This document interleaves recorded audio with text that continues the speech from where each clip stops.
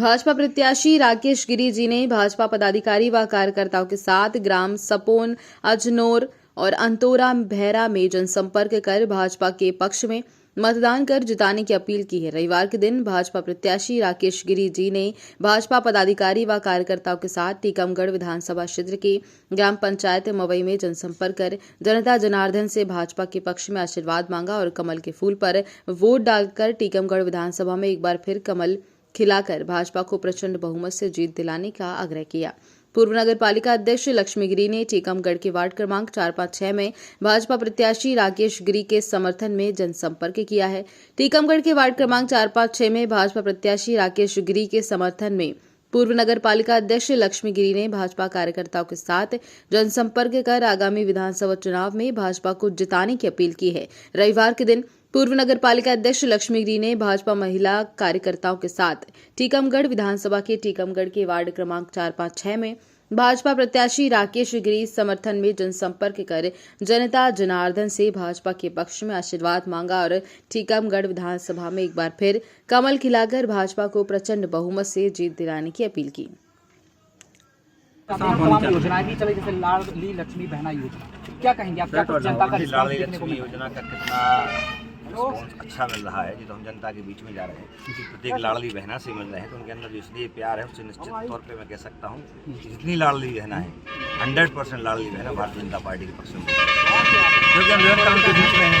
उनके चेहरों की मुस्कुराहट, उनके मिलने का तरीका, जब घर से आती है जो भी रखा होता है, चाहे हल्दी हो, चावल हो, श्री हो, तत्काल दौड़ती जाती है, अंदर से आगे तिलक करती है, बोले कि मामा की विजय का तिलक है, हमें तो मामा ही को वोट देना है, फिर मम्मा है, हमें तो जो पैसा मामा दे रहे हैं हमें तो उनकी चिंता करने, तो बहुत अच्छा प्रभाव है लाडली बहना। बाकी जनता चाहती है कि 5 साल में, वो जानना चाहती है कि 5 साल में क्या क्या हुआ, क्या कुछ उनको मिल पाया अभी तक? देखिए, हमें ये बताने की ज़रूरत नहीं है, मेडिकल कॉलेज भी मिला, नंजर योजनाएं भी गांव-गांव में चल रही हैं, 5,000 नंजर योजना भी स्वीकृति है, बड़ा गांव में सीएम राय स्कूल भी बन रहा है, 100 करोड़ की सड़कें भी गांव विधानसभा में बन रही हैं, ऑडिटोरियम के लिए 8 करोड़ रुपए मिला है, टेस्ट टर्फ के लिए हमें पैसा मिला है, जिला अस्पताल 200-300 बिस्तर हो गई है, और वृद्धाश्रम भी हमारा बन के तैयार हो चुका है, छात्रावास का निर्माण कार्य जारी है, नाकाज बन चुका है, और जेल की सिर की पूरी बाउंड्री वाल, चाहे कन्या हाई स्कूल हो उसके लिए भवन की राशि, माने से तमाम विकास के काम, और गांव-गांव की जो केबलें जल चुकी हैं उनके बदलने के लिए पैसा 40 करोड़ रुपए मिला है, नए ट्रांसफार्मरों के लिए हमारी सरकार ने पैसा दिया है, संजीवनी क्लिनिक खोली है, कई उप स्वास्थ्य प्राथमिक स्वास्थ्य केंद्र, तो विकास के मामले में बहुत आगे हैं। 15 महीने कांग्रेस रही, 15 महीने कोरोना, 30 महीने हम विकास नहीं कर पाए, लेकिन जो 30 महीने मिले उन्हें 5 महीने बाकी रहे चुनाव में लग गए, लेकिन 25 महीने में मैंने अभूतपूर्व विकास विधानसभा क्षेत्र में किया है। लेकिन जो मेरे विरोधी प्रतिद्वंदी है, चाहे वो यादवेंद्र सिंह बुंदेला जी हों, यादवेंद्र सिंह बुंदेला जी पहले पिताजी विधायक रहे, आज वो विधायक थे, मतलब पहले रहे 4 बार, और अब उनकी पुत्र आने को तैयार हो गए हैं। एक वंशवाद, एक परिवारवाद चल रहा है, सारे पद उनके घर में रहे हैं, हजारों करोड़ की उनकी संपत्तियां हैं, सैकड़ों एकड़ उनकी ज़मीन है, परिवारों के नाम यादवेंद्र सिंह की खूब ज़मीनें हैं। जब यादवेंद्र सिंह जी पावर में थे उस समय उन्हें तल बदल की बहुत ज़मीनें कराई, आरोप हम पे लगाते हैं, हम तो कहते हैं कि रजिस्ट्री कार्ड के लाओ भाई, हमारे पास सैकड़ों एकड़ ज़मीन हो तो 50 एकड़ ज़मीन हमारे पास हो, तो हमने तो जो है शपथ पत्र में दिया है, लेकिन उनके ऊपर कितनी संपत्ति है, 63 करोड़ का उनके शाश्वत सिंह बुंदेला ने घोटाला किया है, तो वो घोटाला जनता के सामने आ चुका है।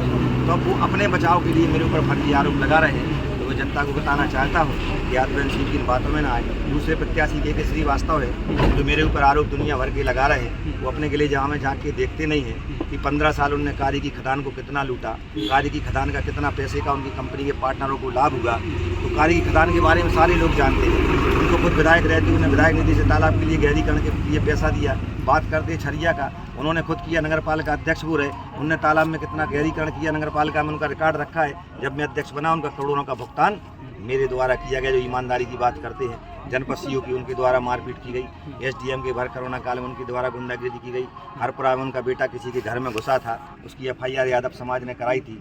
एक बार उनका बेटा कहाँ भगा था, एसपी अमर सिंह जी उसको पकड़ के किसके साथ लाए थे।